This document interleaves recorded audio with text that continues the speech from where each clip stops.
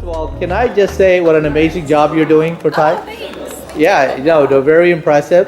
So you've been now here 3 months? 3 months, yeah. 3 months. How do you like TiE? I love it. It's so fun. We get to have amazing events like this. So tell me about today's event. What are we doing? So today's event is San Diego Drink Tech. So we have 3 panelists, vintner, brewer, and a distiller, and all 3 are going to talk about how they began their businesses. And Have you tasted them already? Did you vet them out properly? I actually have. Okay. Yeah. So I've had California Wild Ales at a bar before I even knew of anything about that they would be a vendor. And then Screwball too is at OB Noodle House, which is close to my house. And I've never had the Charlie and Echo wine, but tonight I'll taste it. Very good. Very good. Anything else you want to share with us on camera? Come to an event. Thanks.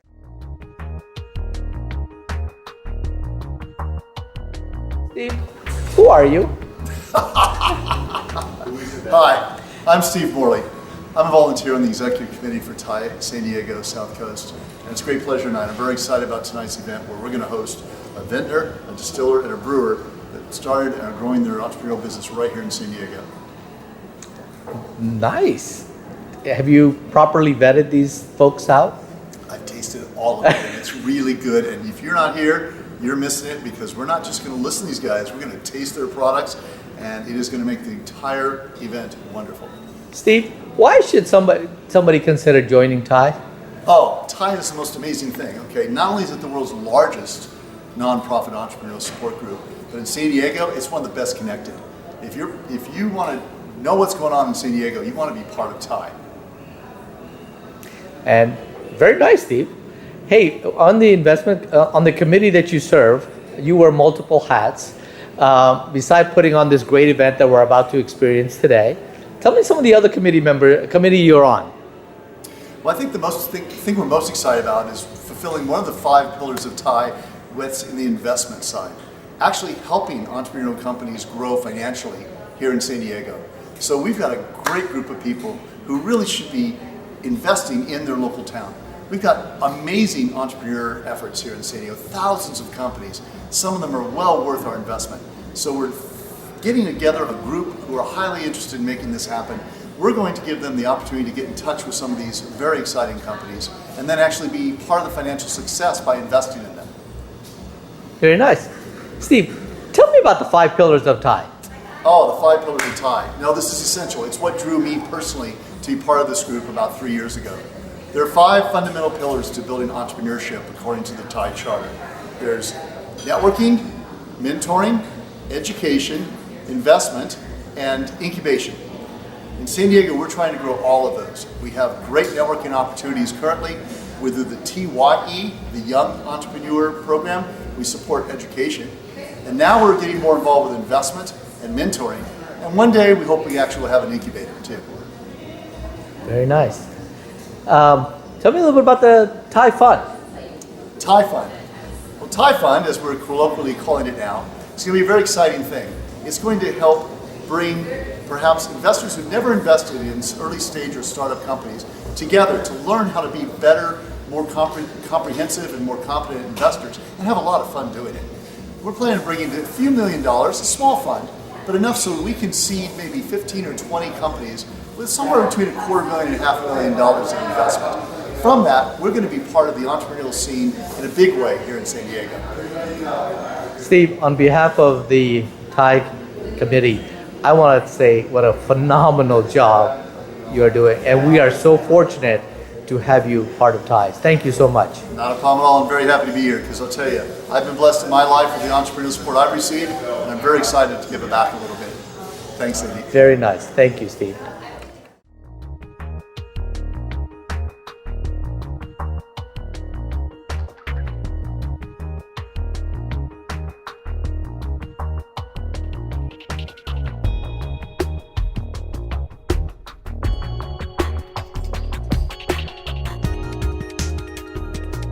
Hey Bill, tell me about well, first of all, who are you? My name is Bill DeWitt. I'm one of the founders and owners of California Wild Ales, the all barrel aged sours.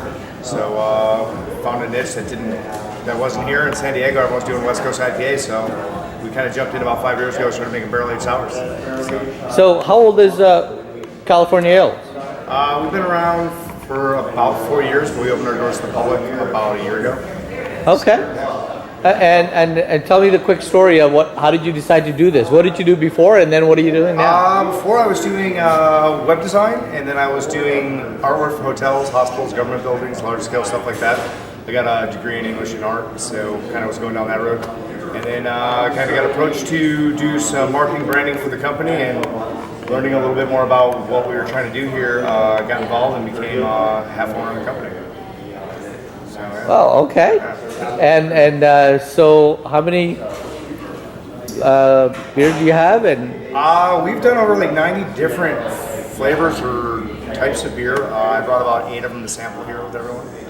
what's your favorite? Right now, I've got a pineapple upside down cake that's made with pineapples that we dust with brown sugar. And Wait. Pineapple upside down cake? Yeah.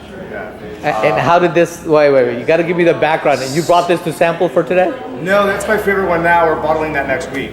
Okay. But that came about because we started making pastry sours. Everyone's making these big pastry stouts, so we started making some pastry sours. We did peach cobbler, blueberry pie, and now a pineapple upside down cake. So what did you bring for today? Today I brought a golden base, I brought a kiwi persimmon passion fruit, I brought a mango, I brought a pineapple dry hop with Amarillo hops. I don't even know, I was just kind of grabbing bottles, so yeah, some surprises in there as well. Very nice. You're going to tell us all about it today? Yeah. Thanks for being here, Bill. What's your last name? DeWitt.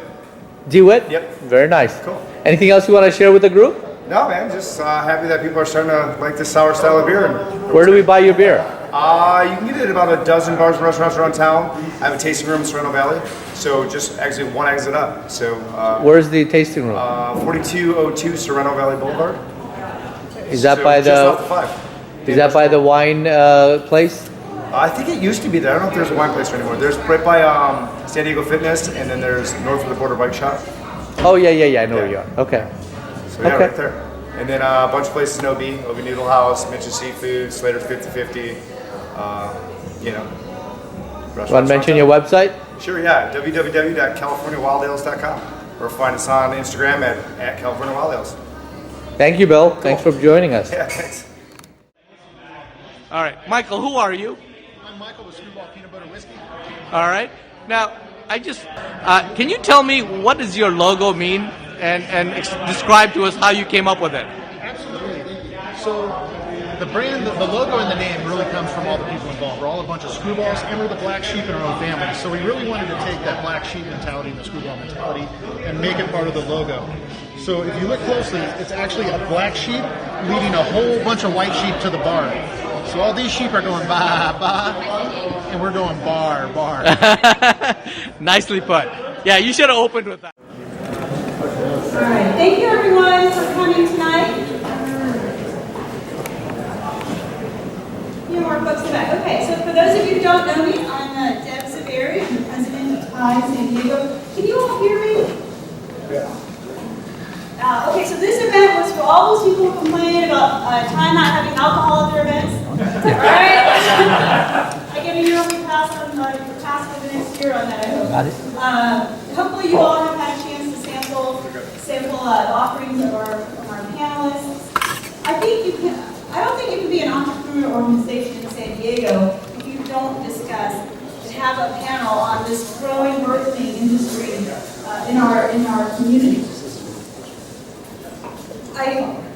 Steve probably knows off the top of his head, I'd say, I confess I don't, but the number of jobs that are created in San Diego from the adult beverage industry is quite significant. Growing, and we certainly know we have more breweries in our county than any other county in the country.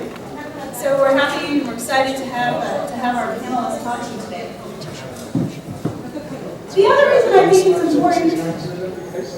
it's important to hear from people from a broad sector of industries in TiE, through TiE. The reason I think it's important to hear from broad sectors. So a few years ago, I was hired for a graduate school, and you had to take a certain number of hours in your core school. But beyond that, you can take classes anywhere, divinity school, business school, law school, anywhere, to get credit for the degree. And at first I thought that was really weird. Why am I was there to study government.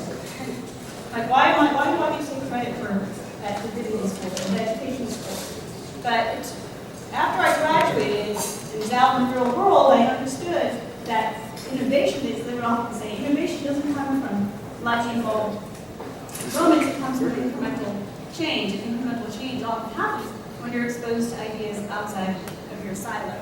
So, I think there could be some engineers tonight who maybe can help California Wild Ales with some issues they're having in their production pipeline and vice versa otherwise. So that's why we try to bring people together and doing that. In fact, in a few months, we're going to have a speaker talk about how his family turned their construction company money into one of the largest shampoo companies in the world. And it was all through that sort of incremental innovation by talking to people outside the construction industry. So anyway, we're very excited to have you all here. Thank you so much for coming. Thank you so much for sharing, I don't see, there is Steve, sharing samples of your products. And I will turn it over to Steve Morley, who will be the moderator tonight. Thanks, Deb. So for those of you who are standing room only in the back, we have plenty of seats up front. Please don't be afraid. It's okay. I don't think any of these guys bite.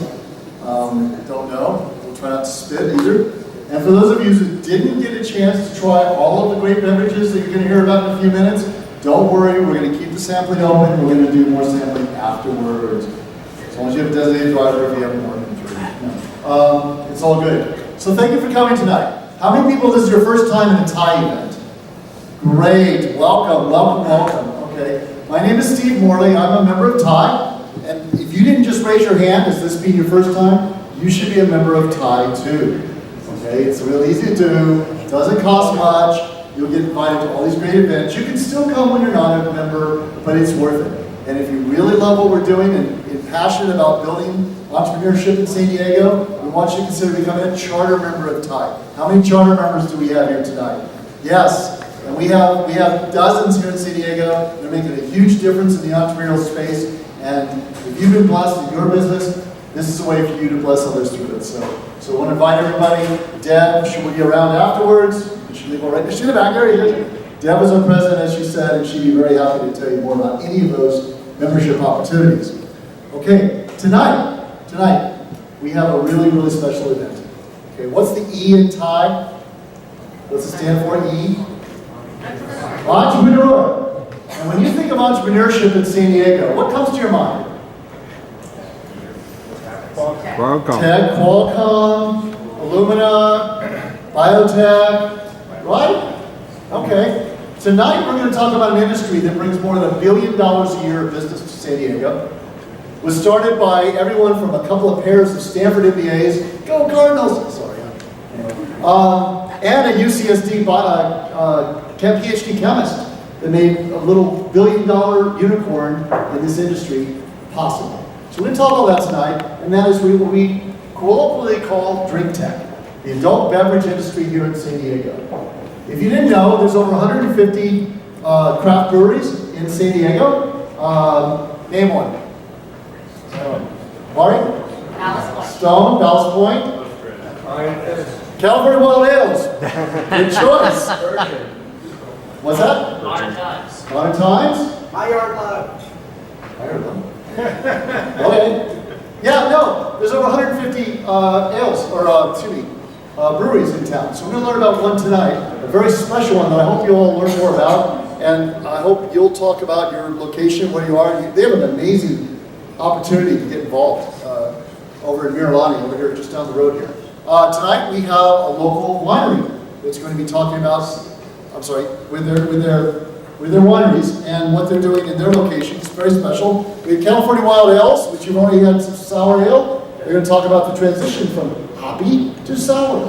I don't know. By the way, if anybody's a lawyer in the room, and I know there's a few, okay, you know how when non-lawyers get up and they say, look, I'm going to talk about legal things, but I'm not a lawyer, so I'm going to disclaim this. This is not legal advice, right? You do that? Okay, I'm doing that tonight because I am not an alcohol drinker. I mean, I've had more tonight than I've had in the last 3 months, so, you know, can you tell? So I will not pretend to be a subject matter expert.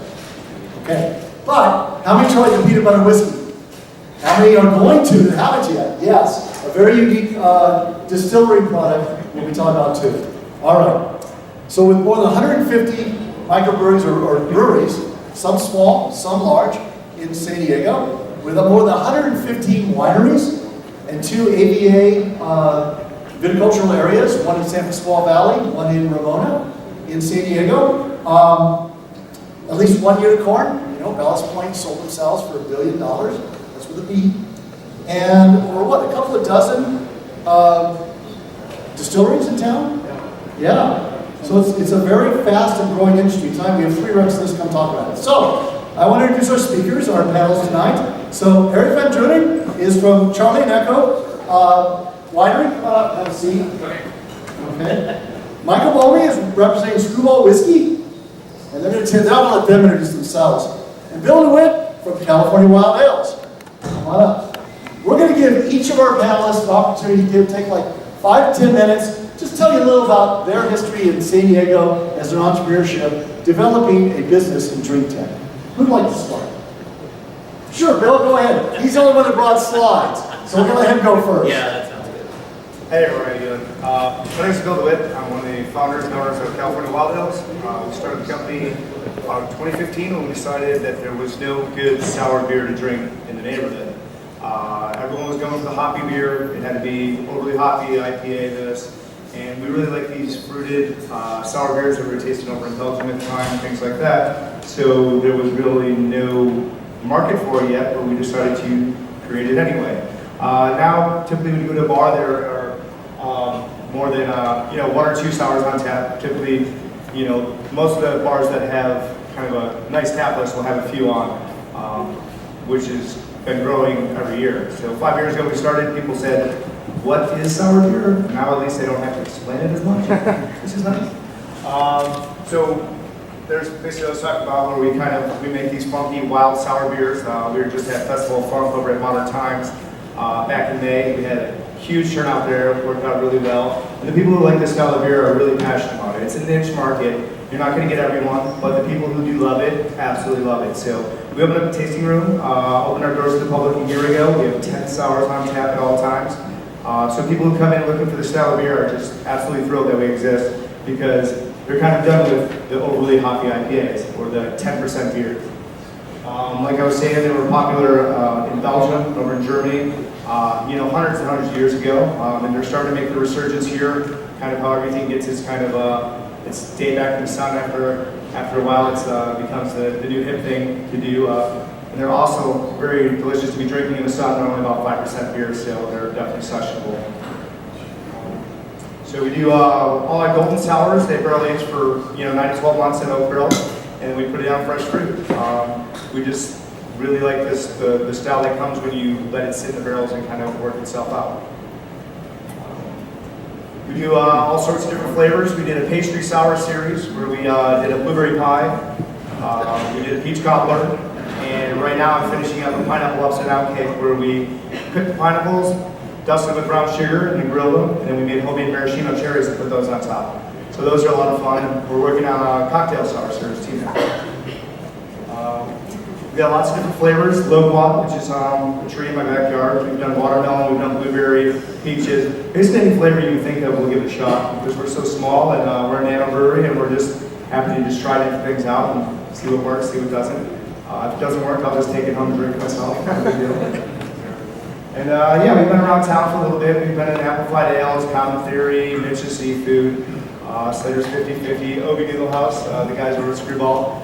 They've been great with us. And yeah, it's been a wild ride. It's been fun. Teach you about 15 ways not to start a brewery. But there's you got to be able to pivot and move and change with all the different ways going. We didn't even start as a tasting room. We were a bottle club and grew into a tasting room. And now we're looking at getting canning line and opening up distribution all around San Diego. So really appreciate your guys' time and thanks for trying our beers.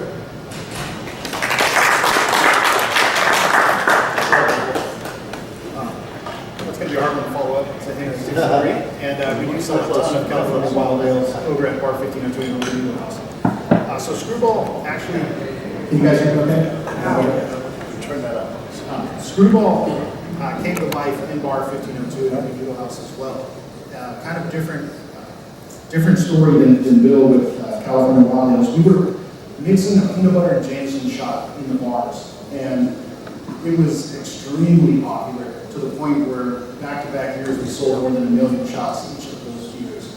So the concept basically was proven that people liked it, people loved it, and it was, if we don't put this in a bottle, somebody else is going to put it in a bottle. Now the one we were mixing there had dairy. It was a little thicker, creamier. You can still get it at both locations. We didn't want to do a pre-based liquor. We wanted to do a whiskey, and we wanted to do an American whiskey, not a Canadian whiskey like the other really popular flavored whiskey on the market. And the reason why is the American whiskeys are regulated a little heavier and has a better quality longer. So we found a bourbon manufacturer we wanted to, started playing around with it. We were in a fortunate position where the owner of Bar 1502 at Obi House, his wife is an IP attorney was an IP attorney, I should say, for meds and biotech stuff for Latham Watkins. So she stepped down from a very comfortable position and decided to put all of her organic chemistry and chemistry schooling to the test, and actually in about 1.5 years was able to put together the recipe that is now Screwball. There were lots of different formulas we tried, and some were interesting, some were good but not quite as good. The most common one I use is a little sweet. Without that sugar, you really had a big gap between peanut butter and whiskey, and it sounded good until you tasted it, and then you would, no, let's bring back that sugar. But it took, after about 1.5 years, we got the formula down, started the brand, and our first sale was a year ago Saturday, so we just celebrated our first 1-year anniversary, and we're very happy about that. We've had an extremely rapid growth. As of yesterday, we're in 26 states. We've had to expand now for the second time to a bigger distillery. We're now distilling outside of San Diego, which we didn't want to do, but we made the choices. So we're distilling up in Ontario, California.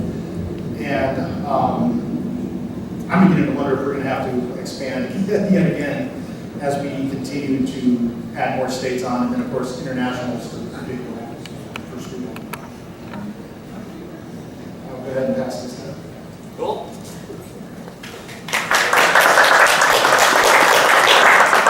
Alright, let's try this. Usually I just speak really loudly, so I'll try not to do that and have the mic on face at the same time.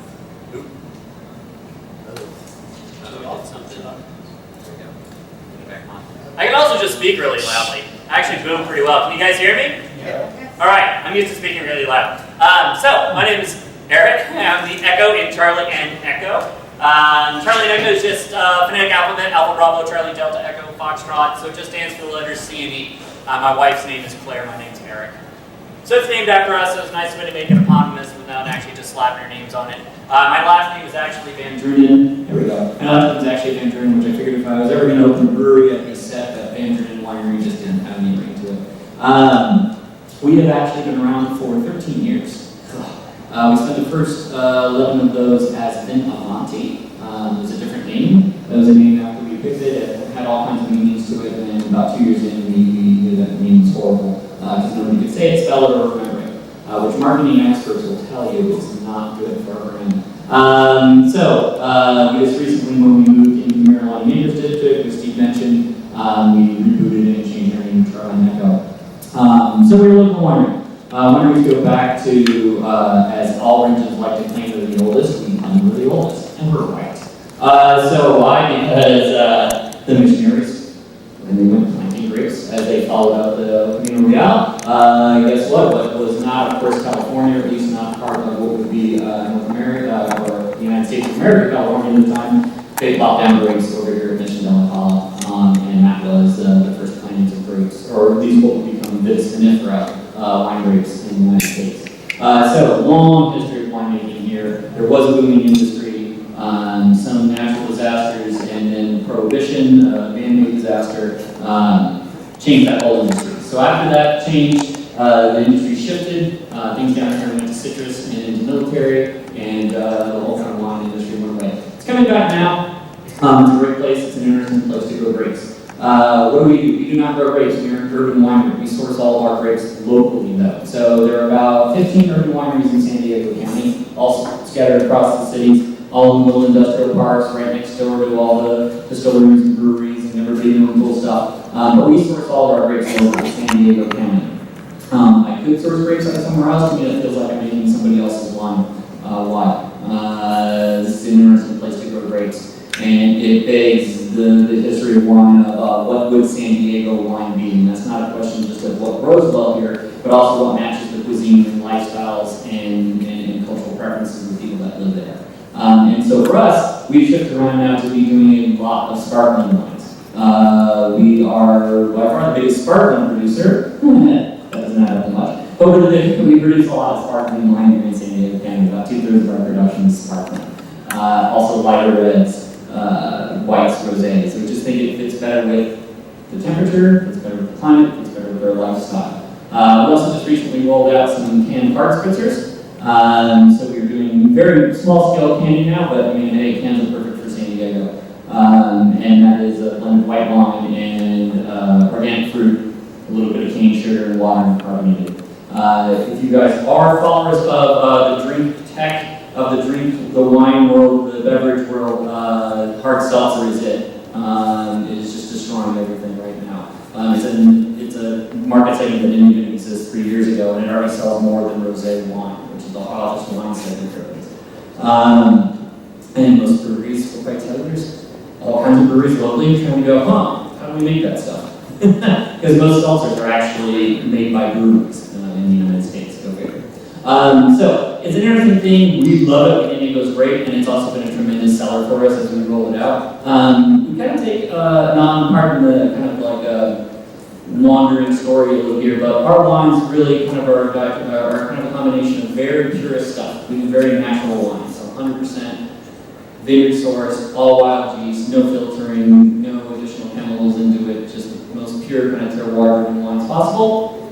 And then we also like to play around with things like vermouth and sangria and wine spritzers and stuff. So we're either being hardcore purists or we're being completely balls with our stuff. We actually have an ongoing thing we call Project X, which is a different offering every single week. So we actually have a special release every week. So I'm a busy production guy. We do that for two reasons. One, people are used to the brewery culture down here, which is always a rotating tap list. Very difficult as a winery to tell a person that comes in every week or two that the menu is exactly the same as the last 15 times they've been in. And as a winery, that's more than most to do, so we started doing our Project X, and it gives us a way to experiment. We rolled out hopped wines. We actually did a hopped wine collaboration with Thunderhawk Elements. We're going to be coming out with actually a climate collaboration with Lost Cause. And we actually had some other fun collaborations going with Council, rest in peace, before they went out. That is us in a nutshell as a winery, I guess. All kind of craziness. My own background, again, I always introduce myself. So I pretty much am most of it. My wife has the sense to keep a full-time job and make all of my dreams possible. We've been doing this, like I said, for a while. My original background was particle physics. That was a non-linear progression. It was not a linear progression by any means. But that's my original background, and I am pretty much most of the course behind. Anyways, we've been around 13 years. I could hold this mic for forever. Let's move to introduction to your three companies, and tonight we're going to focus specifically on the experience of being a drink tech entrepreneur in San Diego. Okay, so I did prime them with a few questions I want to ask. From the audience, though, we want to get your questions too about anything you want to ask about these folks' experience or their products or where they see the trends going. But let me start out with a few questions here. And I am going to sprinkle this with just a few little factoids about San Diego's drink tech industry. Who knows what the longest lasting craft brewery in San Diego is? Carl Strauss. Carl Strauss. Who knows how long ago did it start? 25 years. 30 years ago. 1989. February 2nd, 1990, they poured their first one downtown there at the Columbia building. And yes, but craft brewing started actually 10 years earlier before that. When, thanks to the federal government. See, the government can help entrepreneurism, both with carrots and with sticks. So the carrot was in 1978 during the Carter administration, there was a legislation that allowed home brewing of beer, which is kind of weird to think. Could you always do that? But they made it legal in 1978, excuse me. So that started an industry, and then a few years later, during the first Bush administration, they started putting a tax on beer. So what did people do? They made their own beer at home. The problem was, and you probably know this a lot better than I do, the problem was you couldn't buy the equipment. So there was a club formed called Quaff, right? Are you part of Quaff? He's part of Quaff. And there was a store that opened down here in Kearney Mesa, I think it was, that sold home brewing beer equipment. People got together and decided, this is cool, maybe we can make a business out of this. And two Stanford MBAs got together and said, hey, let's start a brewery. Let's name it after my uncle. His name is Carl Strauss. He worked for Pabst Brewery. And so that's history. Okay? Probably the other brewing, because I'm going to go right to Bill in just a minute and ask him some questions. The other interesting thing is that it took a UCSD chemistry PhD major to understand that we needed to have more than one kind of yeast. Because back 40 years ago, really there was only one kind of dry yeast available to make beer from, even though there's hundreds of yeast strains, right? So he found a way to get yeast strains to go beyond that. He created a beer which kicked off Ballast Point, which then, what? How many years later sold for $1 billion? 20 years, yeah, something like that. How many of you guys want to sell your company for $1 billion? No, I know, they're not interested, see? All right. But no, what I'd like to ask, so kick us off, Bill. Tell me, what got your inspiration? Why did you start your business, and why did you start it in San Diego? Well, living in San Diego was a good motivator to start it here, I guess. And the craft beer scene has just been blowing up in the past like 10, 15 years. I mean, the past 10 years, breweries have come and gone, and there's, like I said, over 150 breweries. The reason we started ours is because there was nobody exclusively focusing on sour beer. It's an immensely popular style of beer in Europe and the rest of the world, but here we were just we had the hop wars. Everyone was just trying to shove as many hops as they could into a beer and how can we get the IBUs up and the bitterness. And for me, that was never my particular favorite style of beer. So I always gravitated towards the Pilsners and the Lagers, and then when I started learning about these sour beers, I couldn't find them anywhere. A friend brought me back one from Belgium, some Cantillon, and I've had some Tres Fontaine, and I was trying to figure out where we could get these beers, and it was almost impossible. So we just decided to go for it and make our own beer. And we did a lot of home brewing, a lot of testing, a lot of bringing stuff to parties, seeing what worked. And then to get funding, we went about it in a different way. Instead of taking on a lot of investors and buying this huge stainless steel equipment, we do what's called phantom brewing or gypsy brewing, where we go to other breweries and we use their equipment. We literally bring our recipe there, we get our grain bill, and we use their equipment, so I don't have to buy the $200,000 worth of stainless steel equipment and use it 10 times a year and pay for it maybe in 20 years. So we use their equipment, and we do that. We bring the work back to our brewery, we put it into our barrels, we're barrel aged and ferments, and we were able to get this thing up and running for under 100K. We did a bottle club membership where people actually bought beer to our brewery as we were just getting started out, so there's $200 to join the membership. And you got 10 bottles of beer that was just sitting in the barrels, not even ready yet, so we were able to kickstart ourselves another $20,000 to get it going that way. So we used a lot of interesting tricks to kind of get started, but we've been around for about 4 years now, and I'm happy to say we're the only ones exclusively making barrel-aged sours, and people are really starting to find out about us. Cool. Good deal. Good deal. I want to ask a question, Michael, about how Screwball got started, why here in San Diego, what was the inspiration? Absolutely. So everyone in Screwball is from San Diego, for Motion Bean specifically. A very small, tight group of people. The name actually Screwball comes from all of us. We're all the Screwballs in our own family.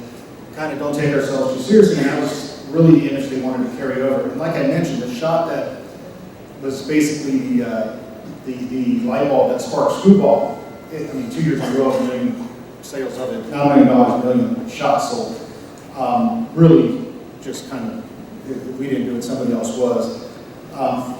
Fortunate enough for Steve and Brittany, the founders, the success of the restaurant allowed them, not only her the freedom to leave her job and help pursue this, but the financial freedom to at least get it up and running before they really took on investors and really develop proof of concept.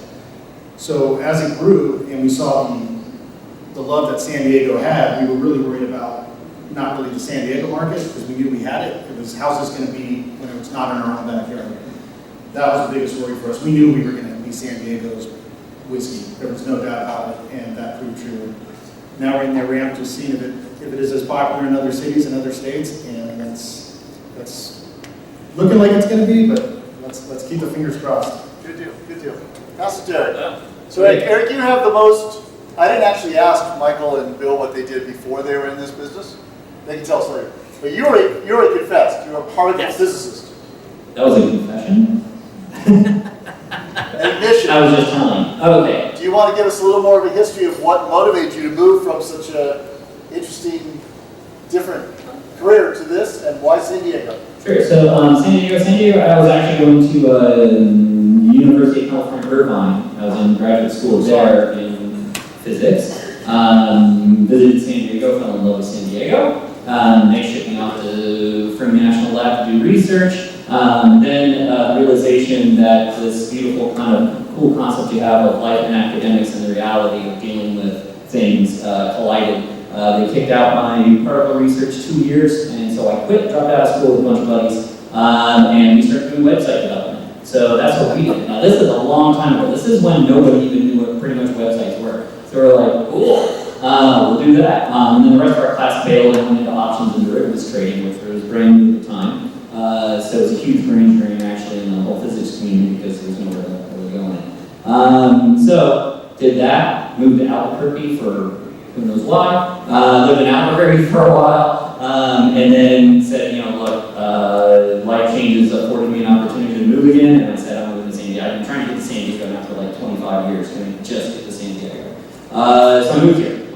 And before I moved here, again, rough internet days, he mostly called, and so I called, it was like the economic development department or something like that, and asked them about major employers and stuff like that, and they said, you don't have a job already? And I said, no. And they said, do not move here.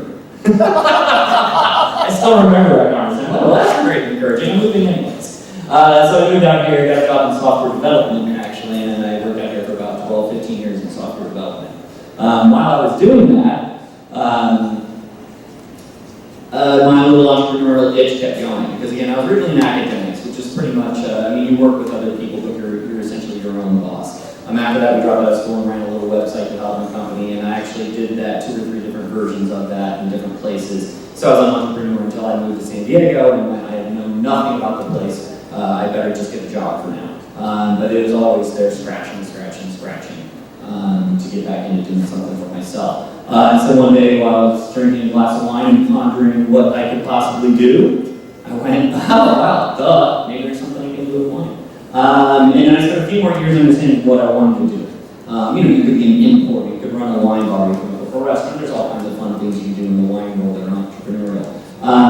And in the end, the physics kind of got a hold of me, and I said, you know what, ultimately, unless I know the whys of why wine tastes the way it does, and what makes one wine taste the way I enjoy, and then one that doesn't, I'm not going to be happy. It's just going to drive me nuts.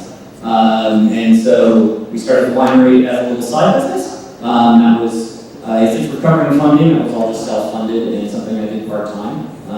We had our own little, little space in an industrial park. It's very few wineries at the time. There were about 4 urban wineries at the time. So it was all buying your own equipment and doing all your own stuff. And that's what we did for years and years and years. My wife came on. We expanded. We actually did do a big expansion in the Hillcrest. We actually opened up a big place on the University in Hillcrest. Brought on some investors, convertible note rounds, and that went poorly. Very, very expensive. And that market shifted wildly from the time we opened up to the 11 months later in the time we closed. When we opened up, there was 4 or 5 other wine places in Hillcrest. When we left, there was 1. Everybody else closed down too. That just the whole market shifted to a very hard drinking kind of area, not a wine area.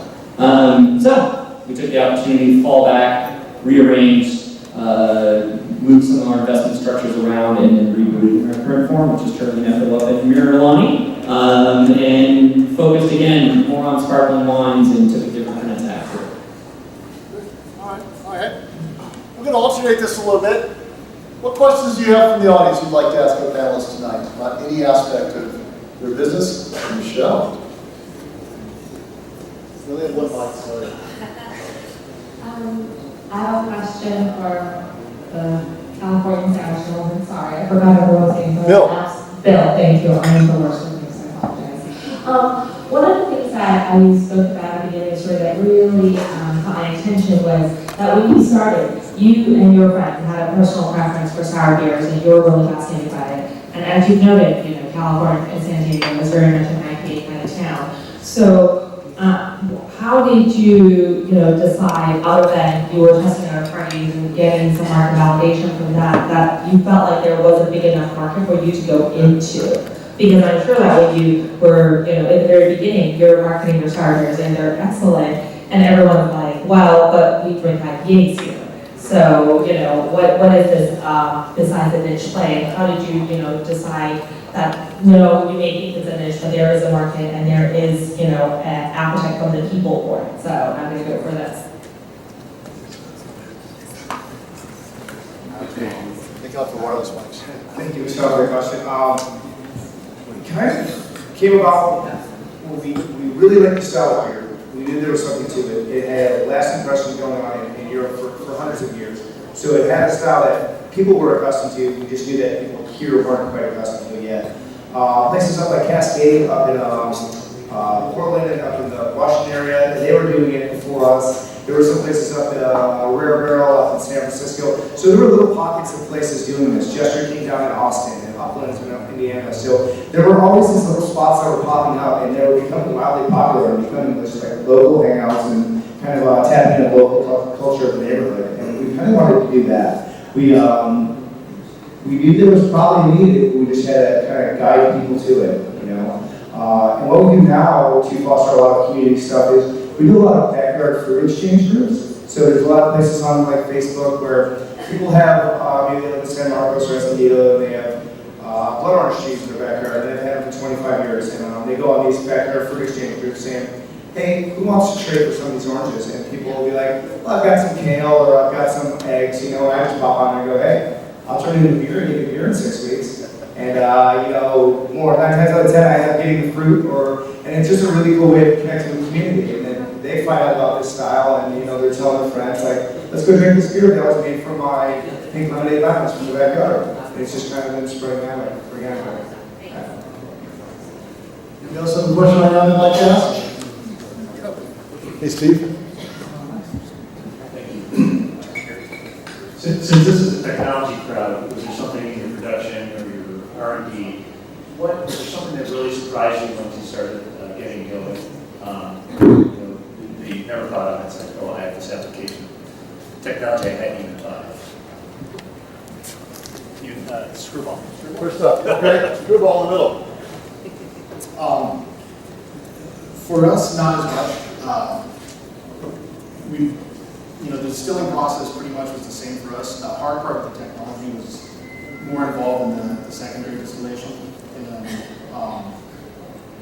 really how are you going to get the peanut, which is an oil, to mix with the liquor, with alcohol, which they naturally want to separate. That was really the single biggest issue when it came to any kind of tech for us at all. And it did take quite a while to solve, and I think it came out pretty well. We're pretty happy. Currently, our tech issues has to do with our glass bottles right now, and which you wouldn't think is a tech issue because I had no idea that it's that hard to get bottles, and it is becoming a nightmare. There's been 3 trips to China, and there was supposedly going to be a trip to France, and that one fell through, and it looks like right now that's it in the world as far as who can get us bottles. And so there's some sort of tech issue going on with glass bottle production. I'm not sure. I'm just on the back end trying to help figure out why we can't What about the particle physicists? The particle. I'll take care of it. The particle physicists. Well, I guess when you see technology and then you get across so many things, we all kind of wrestle with, some of the basic stuff of what runs your POS system, what runs your wine club, what runs your inventory. You always still wrestle with those, and all those solutions are fairly inadequate when always patched together. Otherwise, in the wine industry is kind of an oddball industry in that it is the technology in the wine world is driven by usually the worst products, which is really sad. And it's because in the wine world, people that get a nice margin on their product don't want to change anything because people are already buying it at a huge margin. So I'm already using these oak barrels, I'm already using forks, I'm already using why I'm making a lot of money. The person that's motivated to change is the person on a small margin, right? The person that's fighting it out on the low level of the supermarket shelf. So they're the ones interested in, oh, why don't I try this? Why don't I try a water glass bottle? Why don't I try screw caps? Why don't I try bag and box technology? Why don't I try canning? And the technologies are fantastic. But unfortunately, it's usually the crappiest product that gets put in first. So it's been very frustrating, quite honestly, because when stuff's better, it's better. In 2011, we adopted screw caps. We were the first winery in Southern California to go screw caps across the board. Us, a little guy, bought the machine directly from a producer in Italy. I couldn't find a distributor for it here, and had it shipped. And everybody was scared of it because mostly just crappy wine. It basically became okay like 2 years ago. I mean, it took that long. We started in 2011, and so we've kind of been paying for it. And same thing, luckily, at least for us on the can side, we've adopted cans, but we've also only adopted cans in our wine beverage stuff, not our straight wines. Kind of out of the thing where cans are fine, perfectly fine. But people don't want to necessarily pay for the higher end stuff. So in some weird way, I would say technology, unfortunately the wine industry, the higher end stuff is very reticent to do any sort of change even though it improves product. Sure. Technology for us, similar to what you're seeing with cans, there's been a huge movement in craft beer. You go from bottles to cans. Before was craft beer, always get a bottle, green or a brown bottle, that's what you go out behind cans, snaps, straws, things like that. And the craft beer scene around here switched to the cans recently, and I feel like that's where the progression is going, especially in San Diego with the beaches and stuff like keeping glass out of the beach and parks and things like that. But that technology just has been around forever, but just taking your product that you want to be a high-end product, like you're saying with wine, but then getting people to still see it as a high-end product coming out of a can or out of a box or something like that has always been a challenge, just changing that. I think craft beer has been kind of helping with that a little bit, probably a little bit of wine as well. And other than that, like technology, just keeping on the forefront of social media, because getting your name out there to countless hundreds of people for free is been the best thing for us. When you're starting out a company with absolutely no money, you're putting all your money into your product and your barrels and your rent and all that. Getting a voice and a platform where you can kind of just let people know about you and what your company stands for, and kind of the way you guys want to portray yourself. It's just been the boom of social media has been a big help. So keep thinking of those questions. And then oh, do you want that? Okay, go ahead. She's the president. I'll give it back to her. Thank you. You actually stole my questions, Steve, but I came up so actually for Michael, what's the quality? I don't know if there are any materials that you use in here, but what other material, what is it about glass that makes glass unique? Is there some other material that you can use or that we eventually develop? Because if it's a problem for you, it's also probably a problem for many other companies that use glass bottles.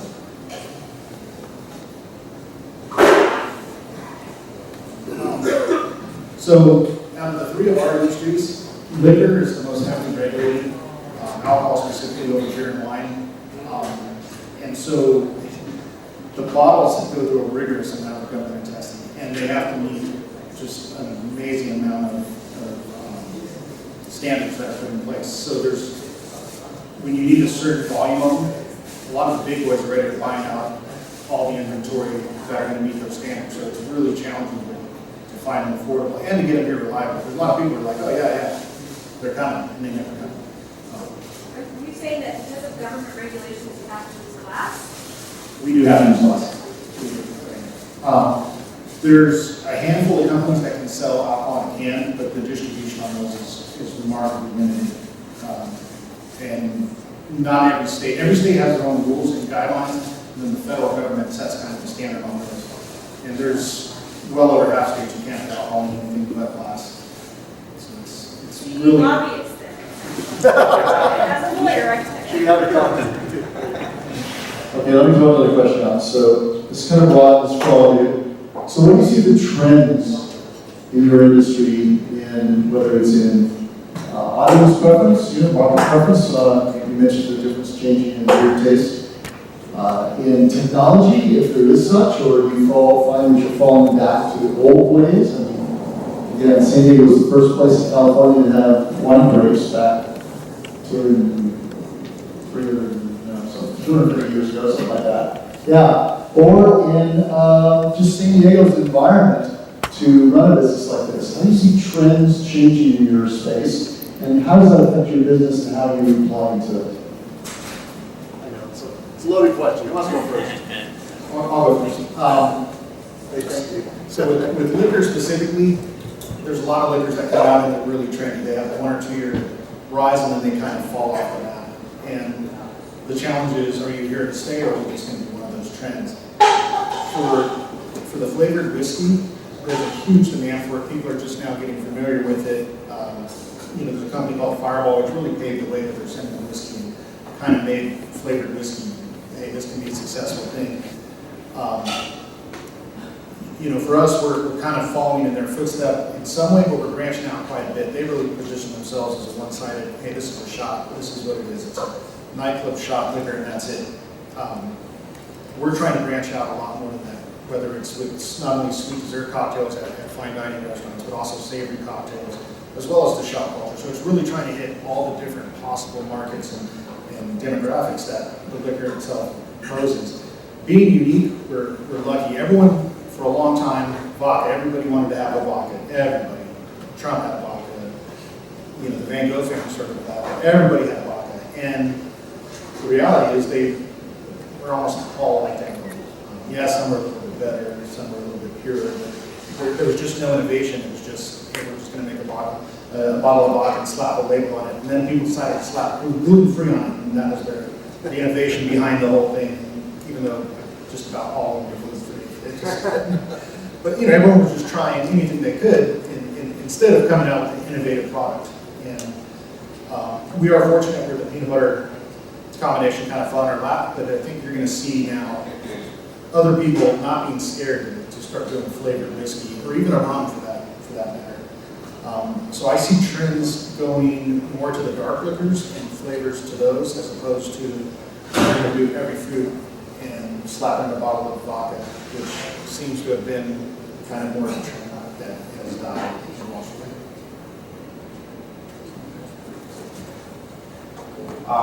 Yeah. I'll try some of those. And I guess what I was talking about earlier with the transition from craft beer to owning cans has been a big thing. We're looking into doing canning ourselves. Actually, we're looking at some boxes, like you had mentioned. I've seen some smaller boxes where it's just been like a 1 liter bag and a cardboard box and things like that. I think just overall the trend has been for craft beer kind of moving into these cans are just easy to move around, not breakable, throw in your camping bag, rain lift, where you're not lugging up, hiking with a big bottle of glass in your bag. I see a lot of people posting where they climb out to the top on Helix, and then they crack their beer, they're making their social media posts because they're not lugging up a big wine bottle with them. Like they can bring us some rosé, sparklings and things like that. So yeah, for me, I think that's where the trend for craft beer is going.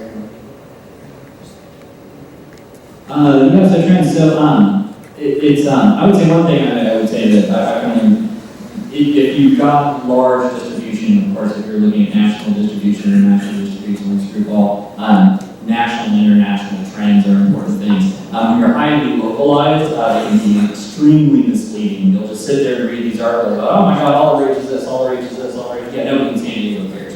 And so you think, and over the years we've been bitten by that, where you're like, oh yeah, this is all the crazy stuff. Yeah, and then you find out nobody in San Diego cares. We were one of the microcosm of the market for sure. And even within this market, I always still laugh when you talk about big, heavy IPAs and then try driving out to East County and see how many you find. It changes quite a lot fast. For us, you talk about national trends towards in the wine world with rosé, with sparkling overall. There are sub-niche trends in that. There's more interest in more natural wines and organic wines. We were originally the only certified organic winery in San Diego County. We're not anymore, but we used to be the only certified organic. And at that time, it was a negative price correlation. You got less money for your wine if it was organic than if it was not organic. And it was the only organic product like that. Every other organic product, you got a price premium for it. But that's slowly starting to change. People are starting to think of it possibly as being a better thing for the environment, being better for you, and that kind of thing. But so all around, those are some of the national trends. We kind of just take a look locally on what are all the other people around us doing in terms of the breweries, the other wineries, the cideries, the meaderies, the distilleries. And that's also part of really where we keep our finger on the pulse in our tasting room and why we do, like I said, our project actually do something every different every week. We've done a series of hopped wines, sour wines, pine mints, and we just keep playing. And we find the things that people really resonate with and dig when they start sending other people over, and they're like, okay, we'll keep making that one. And I guess that's for us the best way to keep a pulse on what we're trying to do. So, I have a follow-on question to that. I'm going to take another couple of questions to the audience. If our investor group, all the people here tonight, chipped in and we raise a fund to invest in Train Tech, and we decide to put $1 million in your company, how would you use it to grow your business? $1 million. Oh, you want more? Yeah. Right now, it's for us. It's advertising. It's getting the brand in front of people. With one singular flavor, not multiple flavors and multiple styles. It's really we don't have to play around in the lab too much. It's just like, hey, let's get this out there. Let's get people to see it, to try it, and I would use the money strictly on increasing marketing. I guess for us, it would probably be getting a larger facility to do a little bit more production and distribution. Right now, we're super local, so we're just in 20, 25 stores around town, 20, 25 bars and restaurants and things like that. And it's been going really well. We've been talking to a couple of distributors and things like that. I think the next step for us would be to ramp up production and get some distribution and be a little bit further outside of San Diego. First, I would kind of echo that, and also getting into marketing and advertising. So much of it is just consumed by that, and it's such an important part of your business. Continuing to refine our branding, get some of our labeling updated, get our website updated, photography, videography, as much as we all do, and it is very, very important to talk about our products, it'll just die if the branding and marketing. It just won't matter, it'll just die. We've seen that happen when we've had beautiful products branded poorly and beautiful products branded properly. The difference is huge. So most of them go to that, a little into production, get some of the stuff out of the very, very dorky home run things I do that I'm would be nice. Get a little bit better in the production, and then just winding for education account, sending across the world to take vacation. No. We actually though also then possibly would hold on to a little in terms of there's interesting things going on with viticulture in San Diego County. We're very, very locally sourced, and there's opportunities there. I would say I would keep a little bit of that powder dry for possible opportunities on the ag side. Does anybody here remember a brewery in the 80s called Bolt Pale Ale? Somebody? I know, you don't want to be sure enough, that's okay. I know none of you are. No, one of the first, do you remember Bolt? But now there's a new one called Bolt as well, too, right? Is there a new one? There's Bolt Brewing now. Okay, the first one, this is a brewery in Fallbrook called Bolt. It started in 1987. We did it cross Joss by a couple of years. They went out of business 2 years later. You know why? Because they ran into the standard entrepreneur's dilemma. There's only two problems an entrepreneur has. First one is not having enough business. The second one is having too much business, right? And they had too much business. They couldn't make it fast enough. They couldn't get the equipment, and they went out of business. So just as you think about how you spend your $1 million, make sure your capacity matches demand, right? Okay, good. Any questions from the audience? Here we go. This is for Screwball. Do you know if others are thinking about flavored whiskeys? And are you in the back of your mind thinking also about, will you be a flavored whiskey Screwball or just peanut butter? Or?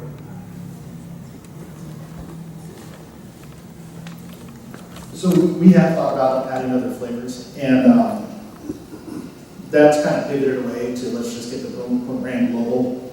And then once that's happening, maybe we'll start with some holiday flavors. So one of the ideas that we're playing around with that people seem excited about is around Halloween doing a Reese's chocolate peanut butter flavor. And just doing limited batches and just kind of pushing out a couple of those in the movies. But really, the goal with some of the other flavors that we were thinking about just got completely shelved and just, hey, we have the flavor right now that we want to push. Let's get it out there and really get this going. Do you know the majors are thinking about other flavors also? The big players? Yeah, absolutely. Not only us, there's a couple flavors. One that seems to be making a little surge again is actually root beer flavored vodka. It's been around for 30, 40, 50 years, but it's never really seen a great market. Now I've noticed some other people are beginning to try to bring it back and put a new label on and try to get people out there to try it.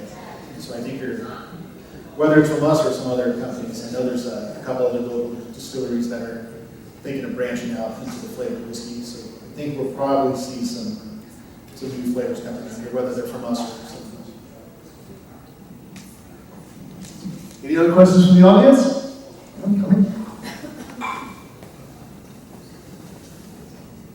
Just, you guys mentioned about branding, about advertising, pushing out. So just to get an idea of what you've done so far to get your brand awareness, like how do you go about it and how do you plan on expanding it beyond the local market? You know, I know about, tasting festivals, things like that, but if you can mention that and what else you guys have done to build your brand and just to get the awareness out there. First, who'd like to volunteer?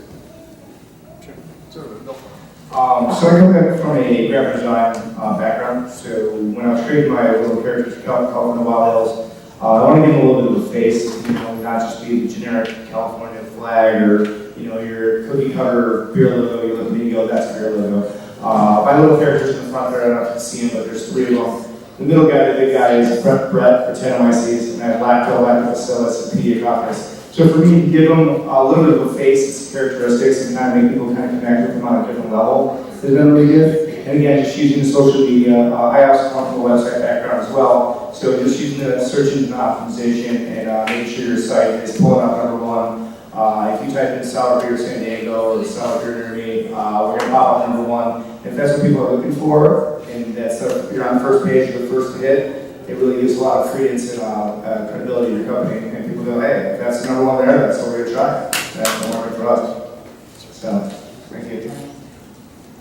Yeah, for us, we're kind of similar. We wanted to keep the core values of the brand the same across the board, and that's really not taking yourself too seriously, having a lot of fun, and making sure the brand's for everybody. So when it came to us in the marketing plan and it started locally, it really started with, well, who are your people on the ground floor that are really pushing the brand? Those are all your bartenders and your servers at restaurants. So they were kind of the first people we targeted.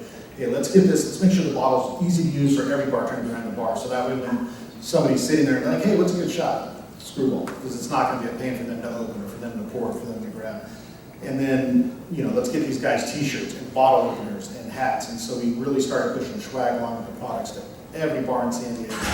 If we went into a place and they didn't have to wear a uniform for the job, they could wear any liquors company t-shirt. I had tank tops for the girls, t-shirts for the guys, long sleeve for when it was cold, hats, and really started just pushing the brand that way. And that's going in conjunction with the marketing, the festivals, any kind of event really that we could do. And then we partnered with our distributor, which really took it to every other state. So they're going to share the marketing budget with us in all the states, and that's good because they're going to, in essence, do the same thing. Stick to what we tell them the core value of the brand is, and really now they pay for all the product that we can give out. So it's not even coming out of our pockets to give people t-shirts anymore, which is fantastic because you start printing out a million t-shirts, it gets expensive. And then, of course, website development is huge. And for us, starting out, it was where can I get it? Where can I get it? So we built a little location service on the website. So you could, from your phone, it'll track your GPS, or you could look and type in your zip code, and it'll tell you within San Diego where you can get it. Once the brand grew past that, it's impossible to do every single city in America. So it's more just relying on getting into all the big accounts, the Bevmos, the Total Wines, your Routes, your Bonds, and the equivalent of those in the Midwest and the East. And again, just trying to use swag to push the product, get people excited about it. And then we send people in every state, every region, and they'll go to all the top accounts with the distributor and really try to get a face behind the brand so that every single bar owner, bartender, bar, restaurant, grocery store owner, they see the person behind the brand too, and they're really excited to help you push the product. Michael, are you in all those locations now? We are not in every, so we're in Bedmo, but we're not in every single Bedmo. We're in Ralph's, not in every single Ralph's.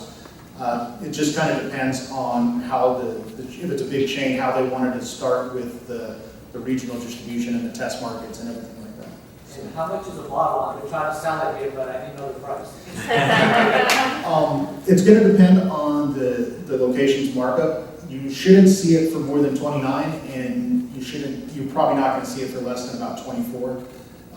It seems like it's kind of falling in about the $26.99 almost everywhere.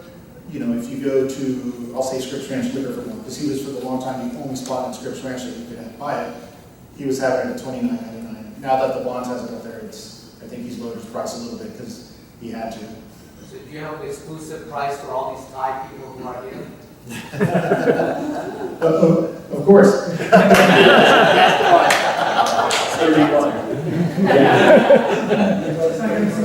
I actually saw the screwball at the package store, 32nd Street. Go figure. So for us, our entire marketing budget is about $500 for the year. So that kind of limits our advertising quite a lot. It is mostly I mean it's me doing all that stuff that you can do for free, which is doing all your SEO and trying to keep your website looking good. We did spend a little bit of money in photography to try to take as many of them as you can yourself and get good at it. You've got a pretty decent Instagram feed. But you know, you've got to spend a little bit on that. Really, it's for us, it boils down to the old word of mouth. I mean, we just have people in, show them a good time, deliver them a good product, and also then give them a brand that they feel comfortable telling other people about, which I know sounds a little bit goofy, but back again when we were in a team and stuff like that, you need to also give people a name and a brand and an image that they think is cool and that they feel happy bringing their friends over with, not just this is a good product. And that's already going to show for California Wild Ales and for Screwball. I mean, that works, right? Right out of the gate, that's a fun, cool thing. The image is nice. You can refer your friends. And it's building from there. I mean, we're doing all right. I mean, we had a really big reset with our move out of our Hillcrest space, our rebranding and everything. Basically started from ground zero as a brand new company, which is tough. After you've been around for 11 years and you're basically starting as a brand new company. But we're doing 50% year over year right now, so I can't complain about the growth rate. I mean, I can. I'd like it to be 250% like Cutwater's RTDs, but you know, we're doing all right, and that's the big news. That's all we got. We don't have a budget. We don't.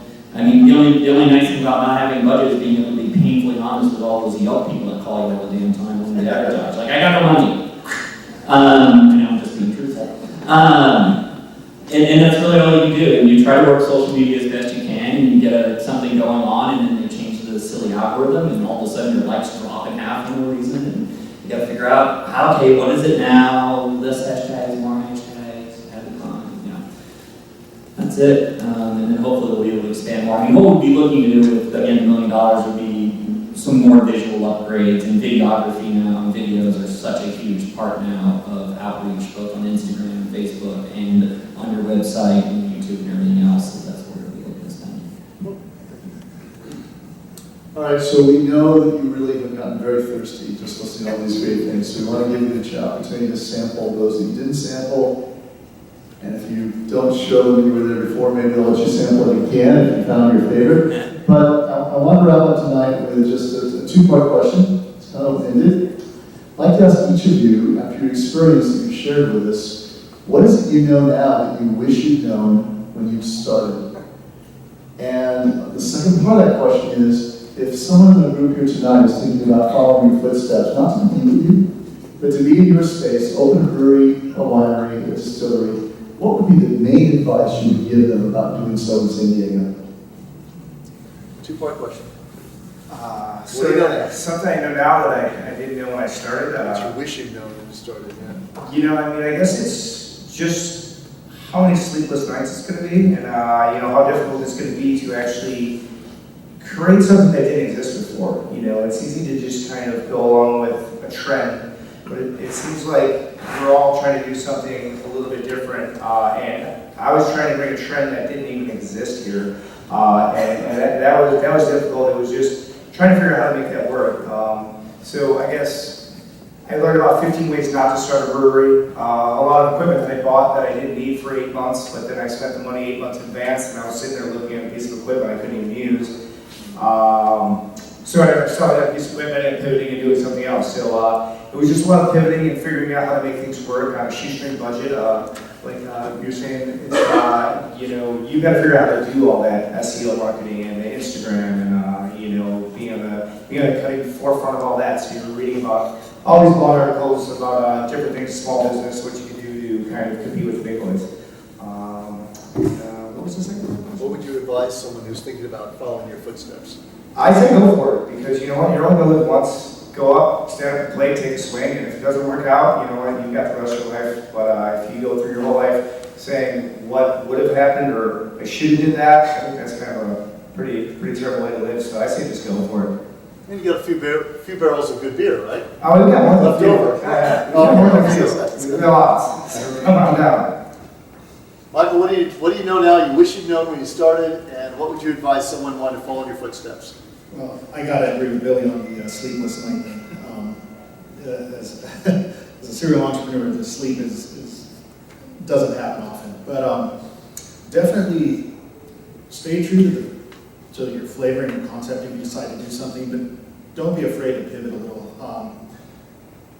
You know, I've seen at a lot of the craft distiller guild meetings, you get some people who are so locked into what they're doing, they forget that nobody else likes it. And at the end of the day, if you can't sell it to anybody, why are you trying to do a business? Just do it at home and do it on the side. So definitely listen to what customers are saying. Listen to when you go to an event and people are tasting what they say. And you got to take that with a grain of salt too.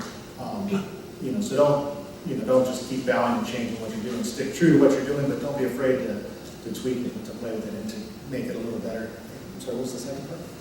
What would you advise someone? I think you just said that. Just that. Yeah, that's fine. Okay, good.